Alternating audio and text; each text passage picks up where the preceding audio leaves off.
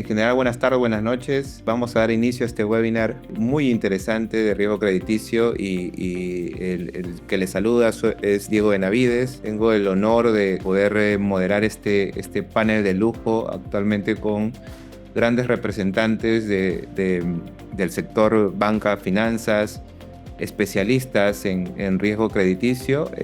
Tenemos la participación el día de hoy de Eric Pichardo, actualmente líder de equipo de modelamiento de riesgos en general en mi banco, un banco de microfinancia perteneciente a un gran grupo financiero en Perú y en la región que es Credicorp. Y nos acompaña también Andrés Castellanos, con vasta experiencia también a nivel de riesgos en Data Analytics, que representa a Colombia, ¿no? Tenemos un panel regional. John Caballero, una persona que tiene mucha experiencia en el banco de crédito aquí en Perú también, en proyectos de riesgos, en modelamiento de riesgos, en el uso de nuevas tecnologías para todo lo que son los enfoques, las prácticas en el riesgo del cliente, ¿ok? Entonces vamos a dar inicio. Muchas gracias a Eric, a Andrés por acompañarnos el día de hoy. Tenemos ahí unas cuantas preguntas en donde quisiéramos que ustedes nos compartan sus experiencias, lo bueno, lo malo y quizás lo que se viene a futuro. Pero lo que quisiera un poco comenzar a setear, ¿no? Basado en su experiencia y también para el público que se ha conectado al webinar, es cómo ha evolucionado los enfoques para la medición del riesgo del cliente en los últimos 10 años, ¿no? Yo he tenido la oportunidad de participar en proyectos en banca, finanzas. Actualmente yo también pertenezco a mi banco, igual que somos colegas con Eric, pero anteriormente, los últimos 6 años, he participado en grandes proyectos con equipos de riesgos y he visto un poco la evolución. Pero en los últimos 10 años, ¿cómo crees que esto ha evolucionado? ¿Cuáles son las diferencias que ves con lo que tenemos actualmente respecto a la última década?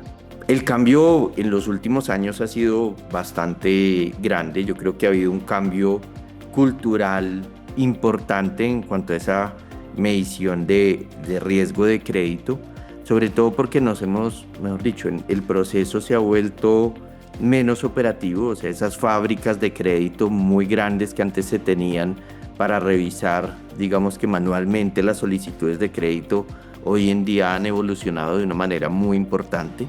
Y en todo digamos que hablo de cambio cultural porque todas las personas de la empresa han tenido que evolucionar frente a la importancia de los datos.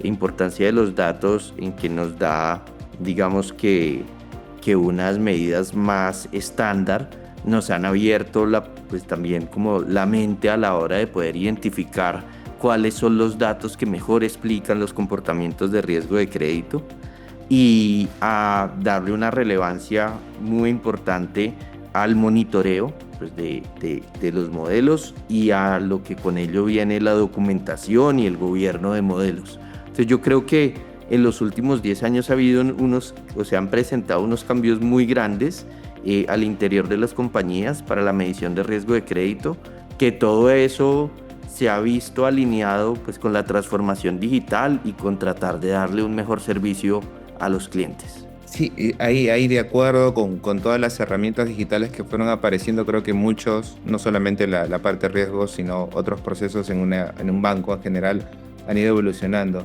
Eric, me quedé curioso, me quedé atento a lo que venías explicando un poco acerca del proceso de originación, a ver si puedes complementar la idea de eso.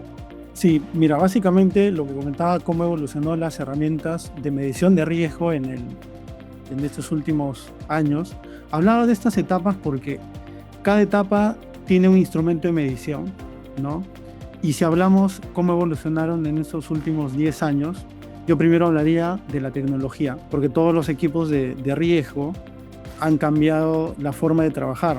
Y cuando hablo de tecnología, hablo en dos aspectos, ¿no? Por un lado, el manejo, la extracción de la data, que es el insumo principal para cualquier medición de riesgo, y por otro lado, el tema metodológico, ¿no? Muchos se deben acordar que hace 10 años, el proyecto más grande era tener un data warehouse, ¿no? Entonces era lo más sofisticado en ese momento, ¿no? E incluso habían algunas instituciones que tenían silos de información. Entonces, claro, tener un data warehouse te permitía tener o escalar algunas metodologías principales dentro de la medición. Sin embargo, ahora ya hay nuevas herramientas, hay nueva tecnología, nueva capacidad tecnológica. Estamos hablando de capacidad cloud, y esto, digamos, permite tener metodologías mucho más avanzadas. Por ejemplo, machine learning, deep learning, y ahora último, todo el manejo de la IA en la medición de riesgo. Y yo creo que en 10 años ha cambiado muchísimo los equipos de riesgo, y sobre todo las herramientas de medición en las que hacemos en estas 3 etapas que comentaba. Ya estamos sofisticando en aras de dar un mejor servicio y optimizar la rentabilidad de las entidades, ¿no? Muchas gracias, Eric. Sí, es muy interesante la parte de adopción de tecnología desde las viejas tablas de comando y el juicio experto de los agentes, ¿no? que brindaban los créditos finalmente a las personas, al cómo lo hacemos ahora. En ese sentido, John, ¿tú cómo crees que la parte de monitoreo o evaluación ha tenido que cambiar también? La forma que antes lo hacíamos con personas que atendían a los clientes cuando iban a una entidad bancaria a pedir un crédito, a la forma automática que la hacemos. ¿Cuáles son las cosas que tuvimos que cambiar al momento de hacer el seguimiento del riesgo para que esto sea escalable, para que esto sea viable? Tal como a veces comento un poco con los estudiantes que tengo, porque como ustedes saben soy docente también, el tema de la evaluación en el caso de la banca ha tenido una transformación bastante importante, en el sentido de hace mucho tiempo atrás, cuando nosotros vemos películas o vemos más o menos cómo se evaluaba el crédito, el riesgo crediticio de las personas, se utilizaba pues siempre, o sea, se tenía funcionarios o ejecutivos que estaban sentados en cada uno de los escritorios, donde uno llegaba con su negocio y le decía, oye, mira, más o menos gano esto, quiero utilizar la plata para esto, y luego de unos días te respondían, ¿no? Esto lógicamente tiene muchos defectos y muchos problemas, porque para comenzar es caro estarle pagando a una persona para que esté evaluando uno a uno. No es escalable, porque vas a tener que tener muchos evaluadores a lo largo de todo el país. El criterio de selección no es el mismo, no es uniforme. Por más que tengas gente experimentada, vas a tener algunos que no tengan los mismos criterios de decisión, y por más que trates de tener pautas. Esto, con el paso del tiempo, con el uso de la tecnología y con el uso de las herramientas analíticas, ha cambiado en el enfoque de que hoy por hoy se puede analizar información a mucho mayor nivel. Hoy por hoy conocemos qué información usan, por ejemplo, las personas en los puntos de contacto cuando usan sus tarjetas de crédito. Sabemos cuántos montos giran, dónde hacen estos consumos, las horas del día donde hacen estos consumos, ¿no? Asimismo, también sabemos los depósitos que reciben, las transferencias que reciben, y patrones de consumo que nos permiten tener mucho mayor claridad de cuánto gana esta persona, sin necesidad incluso que nos lo declare, y saber también su capacidad de pago y su solvencia, sobre todo, ¿no? Y además también cómo se está comportando con otras instituciones. Esto es clave porque nos ha permitido que a través de la analítica, las herramientas o los modelos de Machine Learning puedan aprender de esta información y se tenga un criterio uniforme y escalable a gran escala, para que de esta forma pues se tenga un criterio y una capacidad predictiva mucho más alta que tendrías con el uso de personas, y mucho más automático finalmente, que es lo potente de todo este punto. Es muy interesante, John, y cambiando un poco el orden, justo hablando de la escalabilidad, y no solamente la escalabilidad, sino lo bueno que hemos adquirido, o las empresas, las entidades financieras han adquirido al adoptar tecnología dentro de este proceso importante, el proceso de originación y el proceso de validación de riesgo de crédito. ¿Cuáles son las ventajas o los resultados potenciados ya de estos nuevos enfoques? No sé si podemos hablar de volúmenes en general, pero más o menos para que los que nos están oyendo puedan tener un ejemplo de qué significaba trabajar de manera tradicional con los ejecutivos y lo que ahora podemos llegar a hacer, o lo que estamos llegando a hacer con la tecnología. Sí, claro que sí. Mira, para que te hagas una idea, aproximadamente antes de que, por ejemplo, una referencia que tengo, que es el Banco de Crédito del Perú, donde yo trabajo, antes de que, por ejemplo, se comience a utilizar modelos analíticos de forma masiva, te estoy hablando ahora del 2013 más o menos, que todavía sí se utilizaban modelos, pero se trabajaba mucho con lo que era consultoras como Experian, todavía se estaba explorando esto, ¿no? Teníamos aproximadamente una cartera te estoy hablando de, igual el BCP cabe resaltar que es un banco grande, alrededor de 80,000, 70,000 clientes en el segmento empresas, por ejemplo, por darte un número, Y esto alzaba alrededor de un total de saldo en créditos de 7.000 millones de soles aproximadamente. 7.000, 8.000 millones de soles. Posteriormente, de explotar la analítica, de explotar los modelos de Machine Learning y utilizar información de clientes que ni siquiera se acercan a nosotros, sino nosotros buscamos la información de clientes nuevos mediante iniciativas que buscan esta información y aprovechan la información en estos modelos potentes, hemos logrado a la fecha duplicar el tamaño de esta cartera. Hoy por hoy la cartera de empresas tiene un tamaño de alrededor de 150.000 clientes, ¿no? Y estamos hablando de un monto colocado de alrededor del doble, ¿no? Un stock de saldo de 1.4 billones, que es bastante relevante comparado a cómo se daba. Duplicar ahí resultados solamente con la adopción de tecnología y seguramente hay una brecha para seguir creciendo, ¿no? Totalmente. Eric, sabemos que el segmento de microfinanzas, bueno, ambos estamos actualmente trabajando en un banco enfocado en el emprendedor. ¿En qué nos ha ayudado o qué le ha ayudado mi banco a estos modelos de sofisticados para el medir el riesgo? Solamente para darnos una idea, ¿no? Lo que comentabas al inicio, en microfinanzas, y de hecho un poquito separando de la parte de consumo, ya en consumo hace 10 años se utilizaba de manera incipiente, bueno, algunas entidades que ya utilizaban modelos analíticos, ¿no? Los clásicos. Sin embargo, en microfinanzas todavía no había un uso de herramientas analíticas, ¿no? En la prospección, en la originación, ¿no? Sin embargo, ya en este último tiempo, ya con la tecnología, la capacidad metodológica adquirida en los equipos, y hay un modelo, nosotros en mi banco hablamos de un modelo híbrido, ¿no? La segunda generación de las microfinanzas, y es más, ahora ya estamos hablando de la tercera, que es incorporando la IA.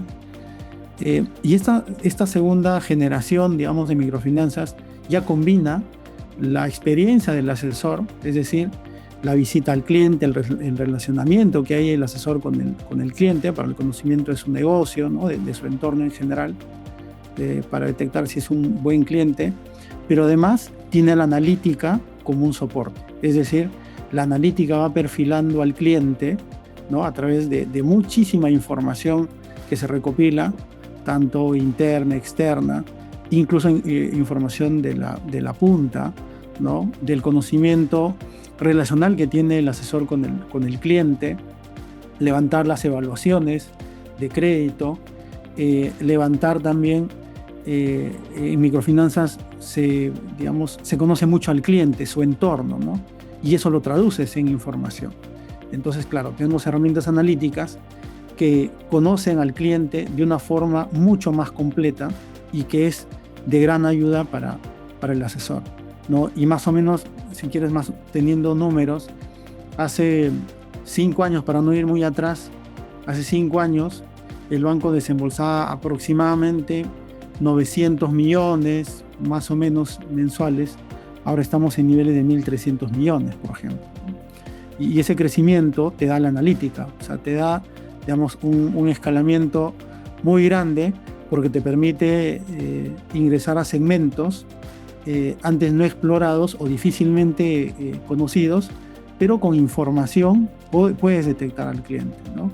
La bancarización también se incrementa por este aspecto, ¿no? Entonces, yo creo que la analítica te puede ayudar a tener crecimientos muy grandes, crecimientos cuánticos, en la medida que sepas gobernar estas herramientas de medición, ¿no? Porque detrás debe haber, así como hay un uso intensivo para un crecimiento en colocaciones, detrás debe estar un equipo, un gobierno muy, muy potente que te ayude a tener un monitoreo robusto, ¿no? Un reto de las herramientas que están utilizándose en la gestión y que se retroalimente, ¿no? De tal forma que siempre las herramientas que utilices para detectar y perfilar a los mejores clientes sean los correctos, ¿no? Bien, sí, o sea, el segmento de microfinanzas es bien particular. sabemos que el contacto, mientras que la banca tradicional está pensando cada vez más en digitalizarse, ¿no? Como tal, la microfinanzas también está pensando en digitalizar sus procesos. Sin embargo, el contacto con el cliente sigue siendo fundamental para nosotros, ¿no? Para conocer, para entender, para tener cercanía de cada caso en particular. Andrés, en Colombia, o sea, el uso de estos enfoques tecnológicos para el riesgo crediticio, ¿cuál fue el impacto a nivel regulatorio? Sabemos que Colombia, como otros países de la región, tienen un nivel de regulación de manejo de la información, ¿no? Más duro que en Perú, en Lima, ¿no? En los bancos de Perú. En Colombia, ¿cómo se ha venido utilizando esto? ¿Ha habido alguna restricción? ¿Cómo lo abordaron? Bien, Diego, pues acá en Colombia digamos que han habido una serie de normatividad que nos ha llevado a evolucionar de una manera rápida y sobre todo en el tema de datos. Han habido algunas normas en donde cierta información histórica de los clientes, sobre todo de moras, cuando se ponen al día, se pide que después de un tiempo a las centrales de riesgo como Experian o TransUnion eliminen esos registros de mora. Entonces eso ha hecho también que tengan que existir cambios en los modelos de riesgo para adaptarse, digamos que a la información que está disponible. Y por otro lado, pues en cuanto a protección de datos, hoy en día digamos que la normatividad en Colombia exige tener una autorización para poder tratar los datos personales, que viene desde recolectar y almacenar los datos hasta utilizarlos. Entonces también nos ha exigido bastante, sobre todo en tema de aliados, de tener información por parte de partners o compañías con las cuales se hacen alianzas, que si la queremos utilizar para poder ofrecer productos de crédito, pues por lo general tienen una autorización explícita y específica para ofrecer un tipo de productos. Entonces en Colombia se ha trabajado bastante en eso y principalmente nos ha tocado definir como bien el foco de hacia dónde queremos dirigir la oferta de productos de crédito, y hoy en día se está trabajando bastante en el tema de ecosistemas. Entonces tener ecosistemas hacia vivienda, hacia vehículo, hacia educación, con el fin de que ya no sea ofrecer el producto de crédito por parte del banco y que llegue a las personas, sino estar articulado a entidades de educación para que cuando la persona está pensando en tomar, digamos que una educación profesional o hacer un posgrado, de una vez en ese mismo proceso tenga la oferta del crédito. Gracias, Andrés. Siguiendo un poco la línea de los desafíos, ¿no? Las dificultades como la parte regulatoria, que es importante, que seguramente ahí, como ya lo deben saber tanto Eric como yo, va a llegar más fuerte en Perú y vamos a tener que de alguna manera adaptarnos a ello, pero bueno, por ahora ahí tenemos cosas avanzando sin esa presión tan fuerte todavía. Pero ¿cuáles son los desafíos, Eric, que actualmente tenemos? Con lo que tenemos, ¿cuáles son las cosas que todavía se nos dificulta al momento de aplicar estas tecnologías para el riesgo crediticio? Sí, mira, uno de los retos más grandes, y de hecho es creo que lo más importante ya para utilizar todo esto que hablamos de analítica avanzada, es la información. Yo creo que hay muchas entidades que tienen información. Sin embargo, yo creo que debemos apuntar como desafío tener una información limpia, información confiable. Separar el mundo de información, por ejemplo, en microfinanzas hay mucha información declarativa, por ejemplo, de lo que es información sustentada, por ejemplo, y tener un gobierno del dato en la organización. Centralizar un solo repositorio a nivel organización, de tal forma que eliminemos los silos que se generan normalmente en las organizaciones y dificultan la toma de decisiones. Por otro lado, yo creo que en este tiempo, ya mirando el hoy, ni siquiera el futuro, sino el hoy, con la llegada de la IA, pero más ya viendo la IA generativa que estamos utilizando, porque modelos analíticos también es IA, ya lo estamos utilizando. Creo que la automatización de procesos en general viene muy fuerte. Si antes necesitabas un equipo para hacer analítica, probablemente ahora necesitas la cuarta parte de personas que en algún momento hubieras necesitado para hacer analítica. Yo creo que hay muchas tecnologías que te ayudan, pero el desafío es la adopción. digamos, en orden de prioridades, si quieres, un poquito para ver el desafío hacia el futuro de las organizaciones, es primero tener procesos claros de generación de información, estructurar toda la información disponible y trabajar en la información no estructurada, que muchas organizaciones la tienen y todavía no hemos utilizado. Y hay mucho valor en la información no estructurada actualmente que pueden potenciar muchísimo las herramientas analíticas, y ahora hay capacidad tecnológica y capacidades metodológicas. Creo que ya no es una excusa para no entrar a utilizar analítica con este tipo de información. Segundo, optimización de procesos.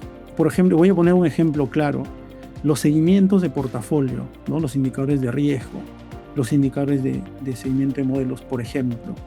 Eso lo puedes automatizar directamente. Hay herramientas en la nube que no necesitas ya estructurar información. Simplemente es cargar una data y hablar con la IA para que te saque indicadores que necesitas, ¿no? No necesitas un equipo que trabaje, sino simplemente es preguntarle a la IA sobre la data que has cargado y te va respondiendo o te va construyendo indicadores que le vas enseñando, ¿no? Entonces ya no necesitas un equipo para trabajar eso. Entonces ese es otro desafío: optimización de procesos y adopción de la IA en los procesos. Y finalmente, todo este conjunto de tecnología, data, metodología, optimización de procesos, tiene que traducirse en una analítica prospectiva, ¿no? Prescriptiva, ¿no? Esta analítica prescriptiva que te ayuda a optimizar las decisiones que debes hacer en el largo plazo, siempre teniendo una mirada de rentabilidad, ¿no? Yo creo que esos son los desafíos que nos quedan en la banca. Sí, creo que todos los que estamos acá sabemos que la obtención de data y data de calidad, data que se puede utilizar, siempre ha sido un desafío. De hecho, con John tuvimos la oportunidad de trabajar en un gran proyecto que abrió todo un segmento de negocio nuevo en BCP, y ahí tuvimos muchos desafíos, John. ¿No te acuerdas que estábamos adoptando una tecnología Big Data para entrenar estos modelos y salían desafíos tecnológicos, también de procedimientos que tuvimos que solventar, inclusive con el mismo regulador? Pero John, dejando un poco esa experiencia, buena experiencia creo yo, actualmente, ¿cuáles son los desafíos ya con las nuevas tecnologías a los que nos estamos enfrentando? O de repente son los mismos, ¿ah? Pero ¿cuál consideras que son esos desafíos en la práctica actual en la banca? O sea, a nivel general, yo creo que la banca ha evolucionado mucho. O sea, ha evolucionado mucho, creo que de eso no hay duda. Estamos a otro nivel muy diferente, y tal como hablaba igual Andrés, ¿no? El tema regulatorio ha evolucionado mucho, y yo ahí discrepo un poco contigo, Diego. Creo que no es que se va a poner más riguroso, sino que siempre ha sido rigurosa la banca, ¿no? O sea, la regulación en la banca siempre ha sido rigurosa y siempre va a estar por el impacto que tiene a nivel económico, ¿no? En todos los países a nivel global, pues el impacto que tiene la banca es relevante, y pues ese es un fact que siempre va a estar presente. Ahora, lo que sí va, creo que ser un desafío importante también, en suma a eso, es que el hecho de esta adopción nueva de tecnologías nuevas, ¿no? Por ejemplo, de uso de metodologías de IA generativa, uso de metodologías de inteligencia artificial, uso de fotografías para criterios ya no solamente de identificación, sino, por ejemplo, de toma de decisiones relacionadas a riesgo, texto, speeching, cosas de ese tipo. Por ejemplo, las iniciativas que se toman desde cobranzas para, a partir del speeching, tratar de determinar la intención de pago de un cliente, ¿no? Todos esos temas, cuando se incorporen poco a poco en criterios que van a decidir si es que se le otorga o no se le otorga a un cliente el crédito, van a tener que cambiar el paradigma también de cómo es que la regulación se adapta, ¿no? Y además de también nosotros cómo es que vamos a utilizar esta información, y hasta qué punto nosotros primero confiamos tanto en la capacidad de la información y del modelo y dejamos que en automático se tome esta decisión, y en segunda instancia también que nosotros podamos determinar que esta información no sea sensible para el cliente, ¿no? Y qué tan regulado también está el uso de esta información, ¿no? Porque a veces hay siempre todavía una barrera que falta delimitar de qué tan invasivos somos con la información del cliente. Por ejemplo, a nivel mundial ya hay grandes avances, creo, desde la parte de Estados Unidos. Creo que Argentina, Chile por ahí han dado buen pie por ese lado de lo que es la regulación en cuanto a información para el uso de modelos de este tipo. Creo que por el lado de Perú todavía nos falta ahí ponernos un poco las pilas, pero Creo que ese es un desafío importante. Y terminando de complementar también lo que comenta Eric, esta área de ciencia de datos, el área de riesgos en general, si algo ha demostrado es que es cambiante. Entonces, nosotros desde nuestro rol también tenemos que adaptarnos y cambiar para estar listos a este nuevo tipo de usos metodológicos. Por lo cual yo creo que un desafío importante es también estar preparados, conocer de este nuevo tipo de tecnología y sobre todo estar preparados para adoptarlo y sacarle el máximo provecho y rentabilidad cuando sea, digamos, el momento justo y preciso en cada una de nuestras posiciones y nuestras empresas y desde nuestro know-how también. Yo creo que eso también va a ser bastante clave para seguir avanzando en este frente. Gracias. Ya hemos dado bastante el contexto inicial a nivel de proceso dentro de una entidad financiera que es. Hemos hablado acerca del impacto que esto ha tenido en los últimos 10 años y ahora último algunos desafíos que vemos. Toca hablar de cómo ustedes que ya han estado muchos años en esta área, en esta especialización. ¿Cuál es el futuro que se nos viene? ¿Cuáles son las cosas que ustedes consideran que pueden seguir evolucionando, que van a cambiar hacia el futuro? Andrés, tú en tu experiencia, ¿cómo ves que esto puede seguir evolucionando? Yo creo que la evolución va apalancada principalmente de los temas de transformación digital. Creo que esto evoluciona a que ya en un futuro las personas no van a buscar un banco, una entidad financiera para que les dé un crédito, sino las entidades financieras van a tener que estar embebidas dentro de los procesos o ecosistemas a donde van. Y va a haber, digamos que cada día con las herramientas de inteligencia artificial, yo creo que ahí tiene que haber un proceso de madurez en donde pues tiene que haber un gobierno de esas herramientas de inteligencia artificial, en donde se defina de manera organizada qué herramientas utilizar y cuál es la data a partir de la cual se van a alimentar esas herramientas. Porque pues, lo que todo el mundo dice, garbage in, garbage out, o sea, si los datos no son completos y tenemos varias versiones del mismo dato, pues la inteligencia artificial no va a dar, digamos que una respuesta concreta o precisa. Y de ahí yo creo que el futuro está muy alineado con esas nuevas herramientas, pero creo que el gobierno es muy importante y sobre todo que no se nos pueda olvidar el conocimiento de negocio. Hoy en día, lo que yo veo, las personas las veo muy entusiasmadas a nuevas tecnologías, pero en ese conocimiento concreto de lo que pasa, en entender lo que está sucediendo, hoy en día cada vez las personas a veces son menos curiosas. Y eso es un tema en el cual debemos trabajar porque no podemos perder el foco del negocio. Ahí es donde está, digamos que la clave para poder entender y predecir correctamente. Entonces, para mí el futuro es retante porque es articular herramientas de inteligencia artificial con unas buenas bases de gobierno de datos, con unas buenas bases de gobierno para que se utilicen herramientas en donde la información que se comparta sea en espacios de la empresa y no se vuelva pública. Y pues por otro lado, que las personas no pierdan el conocimiento profundo de negocio. Complementando un poco lo que mencionabas acerca del gobierno, de la IA, que como parte del gobierno, de la IA, gobierno de datos también, está la parte ética, ¿no? La parte ética en donde usamos sí la información, pero tratando de evitar sesgos, ¿no? Al momento de otorgar o no otorgar un producto a los clientes. Eric, ¿tú cómo ves el futuro del riesgo de crédito en los próximos 5 o 10 años? ¿Hacia dónde nos estamos dirigiendo? Yo con la tecnología actual, yo creo que esto va a seguir avanzando como comentaba hace un minuto. El uso intensivo de la IA en cada proceso. Yo imagino que el contacto con el cliente va a ser un agente, ¿no? Esta gente va a hablar con el cliente. Este agente puede tomar la voz de su ejecutivo, ¿no? Para mantener el relacionamiento, por ejemplo, con el cliente.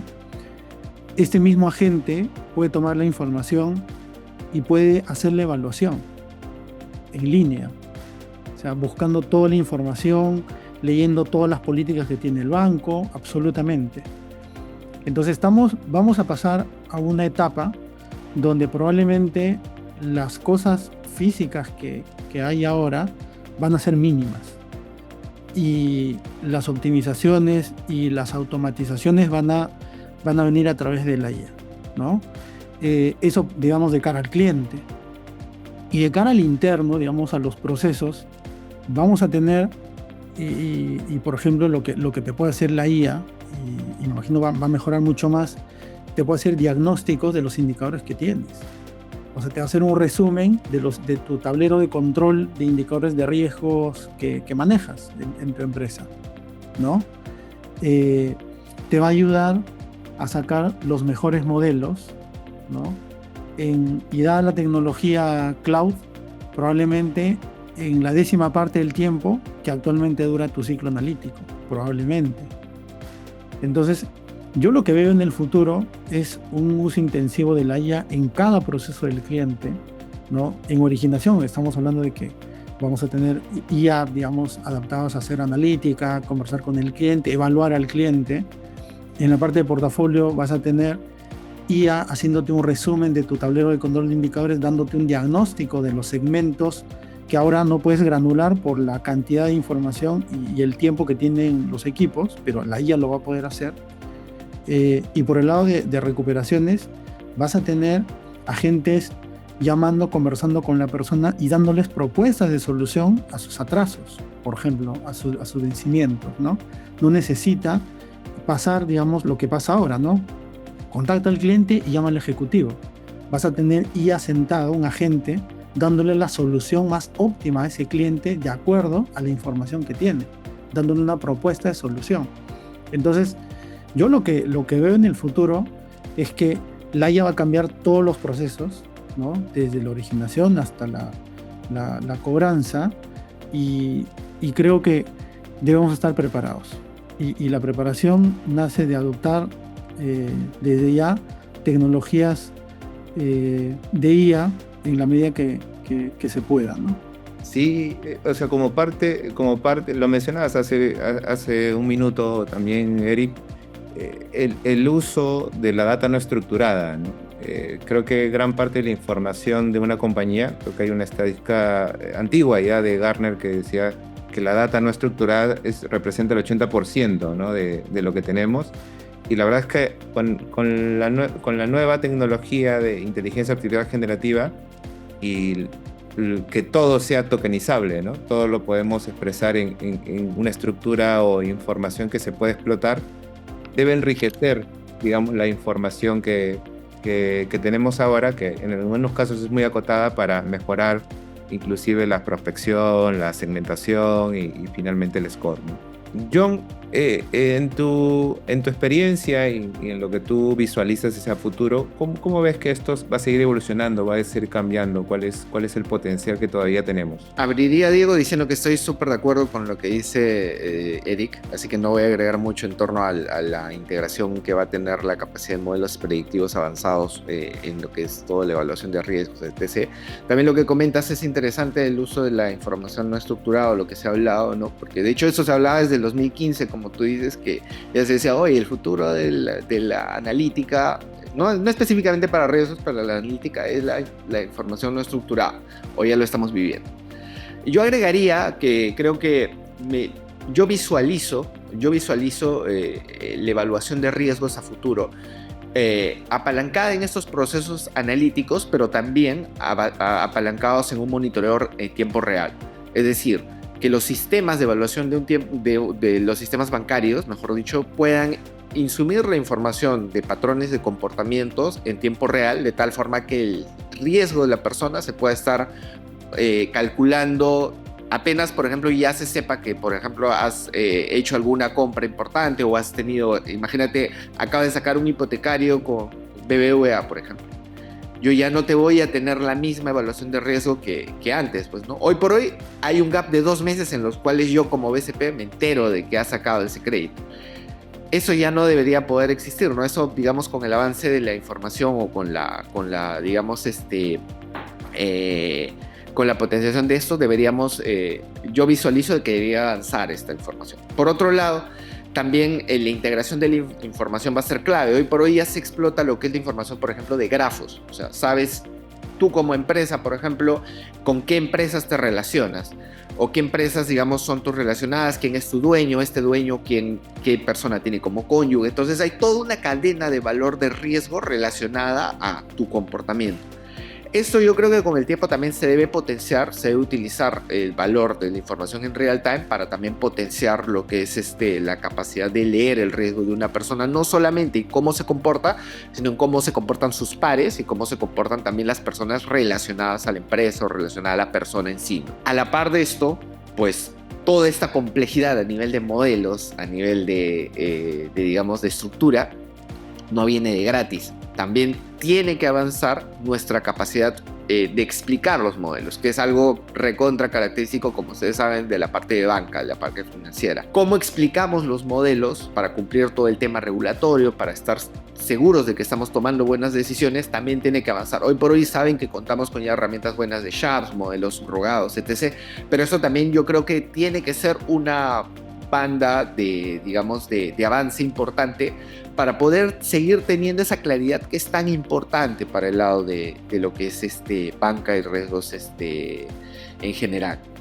Por otro lado, y no menos importante, también todo el tema de riesgo cibernético, riesgo tecnológico, pues no viene también, no viene mal ponerlo sobre la mesa, porque como saben, nosotros no somos las únicas personas que están pensando en el uso de esta tecnología con fines buenos. También hay personas que piensan en esto con fines malos.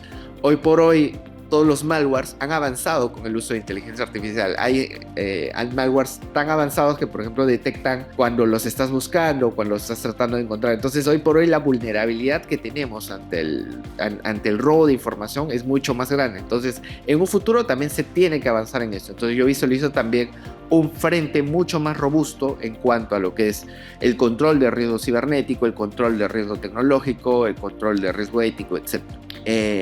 Para cerrar, el tema de agentes que menciona Eric también es bastante potente. Hace poco estuve en una conferencia de GARP también que se dio en Lima, donde un ponente importante habló de cómo hoy por hoy se está utilizando a nivel mundial lo que es el uso de agentes para lo que es trading, por ejemplo, que es riesgo de mercado. No, en este caso, los agentes, tú puedes tener un solo agente para tomar una decisión. Pero en este caso, si tú combinas varios agentes configurados con un rack de forma diferente, en el cual, por ejemplo, uno tenga un criterio conservador, un criterio un poco más, digamos, de riesgo más risk-taker, ¿no?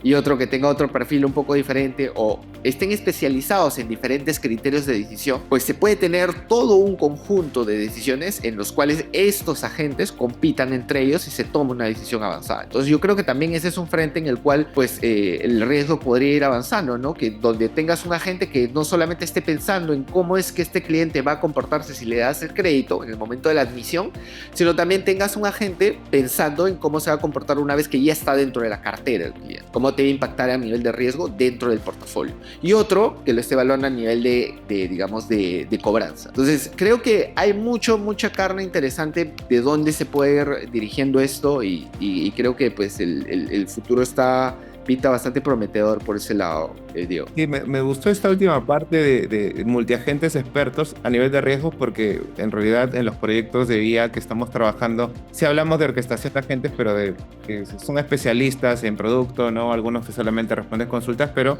claro, hay toda una gama de agentes especialistas en el riesgo, ¿no? Como tal. Claro. Claro, lo otro, ahí ibas a comentar algo, John. No, claro, o sea, imagínate hoy por hoy cuando queremos sacar, por ejemplo, un proyecto, una nueva campaña, pones a alguien un gerente, por ejemplo, de productos, un gerente de riesgos, un gerente de marketing, etcétera. Esto lo podrías hacer con agentes y ir desarrollando productos o ir desarrollando iniciativas de este tipo, ¿no? O ir haciendo evaluaciones. Cada uno con su especialidad. Sí, es verdad. Exactamente. Lo otro que rescato, y acá ya cerramos la parte de compartir sus experiencias para, creo que hay varias preguntas que quiero compartir con ustedes, a ver si me ayudan, pero antes rescato también lo que mencionabas casi al inicio, de que hay estructuras de datos o herramientas que ya existían hace 5 o 6 años, pero que ahora se han vuelto más accesibles, o sea, más fáciles de utilizar. Antes teníamos que invertir un poco más en no solamente habilitarlas, sino aprender a utilizarlas, sino que ahora son más fáciles y sencillas el acceso a estas, ¿no? El tema de grafos, por ejemplo, que ya, o otro tipo de estructuras. Hay una pregunta de estructuras de datos que quiero compartir con ustedes. Voy a pasar a la parte de algunas preguntas que nos han dejado.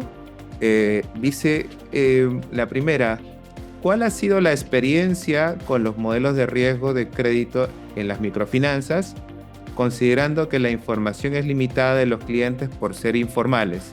¿Se puede crear un scoring parecido a pyme o persona natural? Creo que ahí Eric nos podría clarificar un poco eso.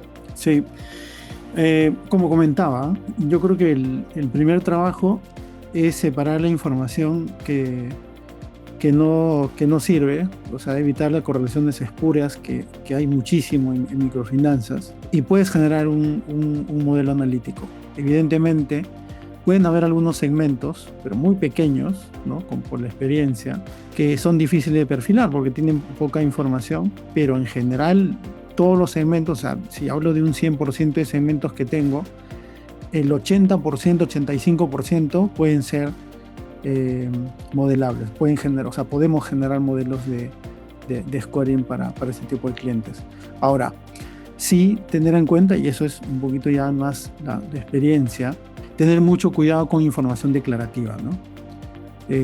Porque la información declarativa lo que podría generarte al final es ensuciarte el modelo y generar un sesgo en el negocio, ¿no? En la gente que recopila esa información.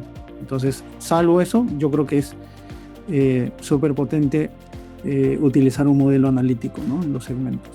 Acá hay otra pregunta relacionada también a la información, ¿no? ¿Qué recomiendan como expertos de riesgos de crédito para instituciones financieras que adquieren nuevas tecnologías de información, pero la calidad de la data histórica no es completa, correcta, nuevos campos que antes no existían, etcétera? ¿Se debe primero completar o depurar la información? ¿O cuál sería la recomendación? Bueno, desde el lado más de data, en efecto, y mi experiencia también trabajando en proyectos, para el tema de riesgos o sea, se tiene que trabajar con lo que hay, ¿no? O sea, con lo que está completo inicialmente, y luego, y esto garantizar que tenga una calidad de acuerdo al marco que se ha definido en la compañía de calidad de datos, ¿no? O sea, a nivel de información en general, medir qué tan confiable es el dato, qué tan actualizado está también sirve. Pero de ahí también hay que, en paralelo, gatillar, no sé, estrategias de cómo adquirir datos externos para complementar los que tienes, ¿no? Pero en premisa de lo que me ha tocado trabajar en banca es, claro, no hacemos tanto un drama porque tenemos poca data, sino que nos las ingeniamos para trabajar con esa y vamos complementando en el camino. Pero dentro de su experiencia, ¿qué es lo que le recomendarían a este asistente? Ahí, si me permites, Diego, súper rápido. O sea, yo concuerdo contigo. Lo primero sería tratar de conseguir, si no se puede, igual a veces queremos también los escenarios perfectos, ¿no? O sea, decimos, oye, mira, pucha, tengo 6 meses de información o 8 meses de información y ya quiero pues un modelo de scoring con esta data, pero no la tengo. Entonces, como tú dices, va a tocar tener un poco de paciencia en el proceso de recolección, pero hay información que es relevante y es valiosa e igual se puede ir aprovechando en el proceso de que vas madurando a nivel de información, ir trazando modelos que no necesariamente cumplan con una maduración completa, como por ejemplo modelos de Early Warning System, ¿no? O sea, modelos que no te busquen predecir el riesgo de acá 12 meses a 24 meses, donde sí vas a necesitar mucha mayor profundidad histórica y por eso seguramente te estás frustrando porque no tienes toda esa historia. Pero sí podrías tratar de medir el riesgo de tu cliente a los próximos 3 meses para que te sirva como que, oye, mira, tengo esta ventana a los próximos 3 meses, ¿qué tanto me ayuda a predecir el riesgo? De esa forma, pues tienes un sistema de alertas tempranas que igual te ayuda como una segunda capa quizás de política para ir también utilizando esta información que quizás es bastante relevante. Hoy por hoy la puedes ir aprovechando desde ahora, ¿no? Sin esperar a que tengas mucha mayor maduración. Gracias. Acá hay una pregunta interesante que les mencionaba que tenía que ver con estructuras. Es algo genérica, ¿ya? Pero yo la voy a poner más genérica todavía. ¿Han utilizado información geoespacial en los modelos de riesgos? Yo lo expandiría. ¿Han utilizado otro tipo de estructuras de datos para modelos de riesgos? Creo que ahí John ya habló de grafos, pero ¿ahí tienen alguna experiencia con otras más? Yo podría aportar ahí si no quiere alguien más. No, o sea, cualquiera, es abierta la pregunta, cualquiera puede aportar. Ok. En el caso de BCP hemos utilizado mucho, hemos recontra explotado mucho la información geoespacial a nivel de empresas y a nivel de personas. Por ejemplo, información de cómo, o sea, lo que decimos hace un rato con Eric, pues, ¿no? O sea, yo no sé, por ejemplo, cuánto vende una empresa que esté ubicada en Gamarra, pero yo sé que está ubicada en Gamarra. Entonces, yo sé alrededor de esa tienda cuánto venden las empresas y cuánto venden los de su rubro. Y ni siquiera tengo que saber, por ejemplo, en torno a la información que pueda recoger yo mediante algún muestreo o algo, o de lo que encuentro en Sunat, sino que yo tengo la información de los clientes que sí conozco. Entonces yo, al tener, bueno, y esta es una ventaja que tiene el BCP, al tener un mapa de clientes grandes alrededor de todo el país, pues puede armar todo un mapa geoespacial de distintos tipos de datos, ¿no? Como por ejemplo ahorros, transacciones, ventas, ingresos, atrasos, dividido por sectores de, por ejemplo, industria, servicio, comercio, tipos de trabajo, etcétera, ¿no? Entonces, esto permite armar todo un sistema de grafos en los cuales yo tengo un montón de featuring, un montón de variables en los cuales me ayudan a medir más o menos o a intuir el comportamiento, por ejemplo, de Eric, sin que yo sepa mucho de él, pues, ¿no? Pero sé dónde vive y en base a eso sé cuánto ganan sus vecinos, sé más o menos cuánto de ahorros mueven sus vecinos, sé más o menos cuánto transaccionan, etcétera. Entonces, algo de idea y acercamiento te da. Y sí, de hecho, es bastante potente la información de Geo, sobre todo para los segmentos que menos conoces. Ahí es recontra potente. Yo recuerdo, no sé si fue en el proyecto que nos tocó trabajar juntos, John, pero sí fue en BCP, que conseguimos un mapa en donde podíamos identificar en qué sectores de Lima había luz o no. O sea, dónde había sistema de luz o no. Y eso un poco definía también el perfil de los clientes, ¿no? Sí, increíble. De hecho, mira, eso como experiencia, les cuento, o sea, esta información de geoespacial es súper relevante porque primero te permite granular el perfil del cliente, ¿no? Porque lo clásico que antes se trabajaba, cuando no existía este tipo de información, normalmente agrupabas regiones, distritos, ¿no? Tenías el famoso Vigeo, ¿no? Para detectar, digamos, grupos, pero eran grupos muy grandes, ¿no? Esta información de geoespacial te permite granular mucho más el perfil del cliente, ¿no? Hay muchos proveedores que tienen esta información y uno que me llamó la atención, por ejemplo, era información de la NASA, alineando un poco lo que comentas, Diego, básicamente por la foto nocturna que hay en las ciudades, ¿no? Y cuando pruebas esta información, o sea, es súper relevante. Información con mayor luminosidad, menos riesgo. Información con poca luminosidad, de peor riesgo. Entonces hay una correlación, hay información de este tipo ya disponible que puedes utilizar para potenciar los modelos que, sobre todo en zonas donde no hay mucha información o de clientes donde no se conoce mucho, ¿no? Sí, ahora, de verdad. Ahora, igual hay también siempre cuidado con la parte regulatoria, porque hay conceptos mucho más fáciles de vender, que creo que es, por ejemplo, el tema de los ingresos de la zona, las ventas de la zona, los pasivos, transacciones. Pero ya hay conceptos más complejos, como por ejemplo la información lumínica que dice Eric, que es recontra interesante. Pero igual también a nivel de entendimiento, no descuidar esa parte de la explicabilidad, que, o sea, tiene todo el sentido del mundo, pero cada vez que pensemos en estos conceptos, asociarlos siempre a la explicabilidad cuando hablamos de riesgos. Y ya estamos un poquito con el tiempo, pero quiero una última pregunta que tiene que ver inclusive con la explicabilidad de las variables que podemos o no utilizar. De hecho, nos saluda Luciano de Argentina y nos pregunta, quería preguntarles cuáles son, en su experiencia, algunas de las variables más relevantes a la hora de hacer scoring crediticio. ¿Varía mucho según el tipo de cliente? Esa es la pregunta. Sí, o sea, entiendo que, o sea, voy a asumir que la pregunta viene por modelos de originación, ¿no? Porque eso cambia dependiendo del tipo de modelos que hagas, pero digamos, hablando de modelos de originación, sí cambia, hay mucha información relevante y lo más importante, creo que lo comentaba Andrés, es no perder de vista el foco en el negocio, ¿no? Porque a partir de ahí vas segmentando o vas identificando segmentos para el negocio y a partir de ahí vas a tener información distinta que perfilen a estos clientes.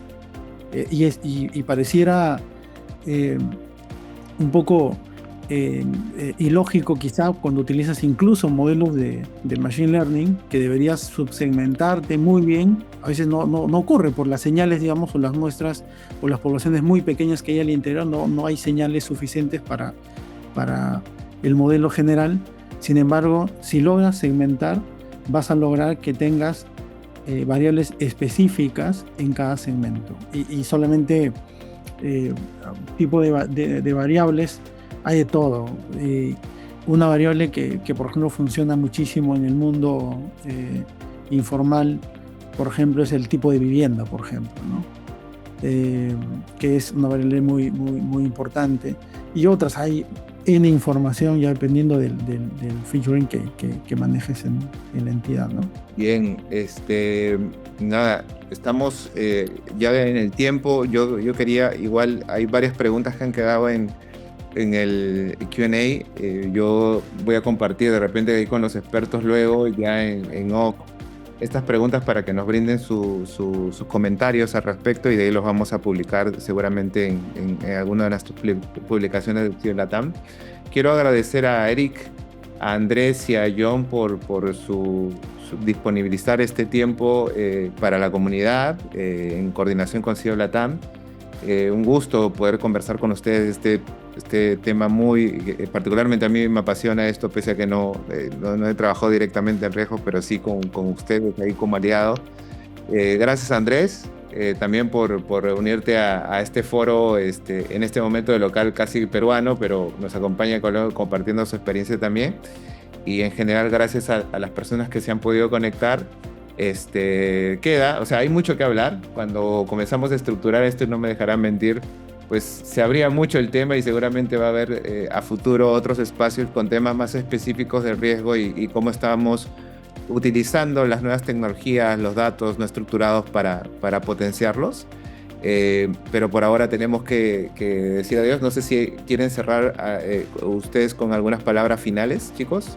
O sea, yo, si quieres, un poquito resumiendo lo que comentaba, creo que en este momento tenemos o está disponible toda la tecnología en nuestras manos y creo que es el momento de adoptarlas y ser más eficientes en todo el proceso crediticio que genera mucho valor, ¿no?, en las instituciones. Ahí, si quieren, mi mensaje es la invitación a experimentar. Yo creo que es muy importante que se experimenten, que sean curiosos, que entiendan el negocio y que abran el espacio para las nuevas tecnologías, pero siempre entendiendo que son un apoyo, no esperar que esto les va a resolver todas las necesidades de negocio. Y pues muchas gracias a todos por su compañía y su atención al unirse al webinar. De acuerdo con las palabras de Eric y Andrés. Y yo para cerrar, Diego, pues para variar un poco, complementaría con mi toque que nada, mi recomendación para todos es siempre mantenerse actualizado, mantenerse siempre estudiando a la expectativa. Muchas gracias también por compartir ese espacio y este foro.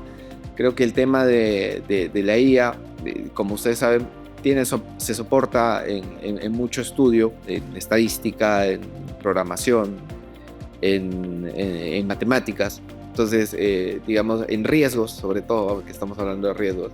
Entonces, todos esos son frentes y perfiles bien específicos, ¿no? Son bien específicos.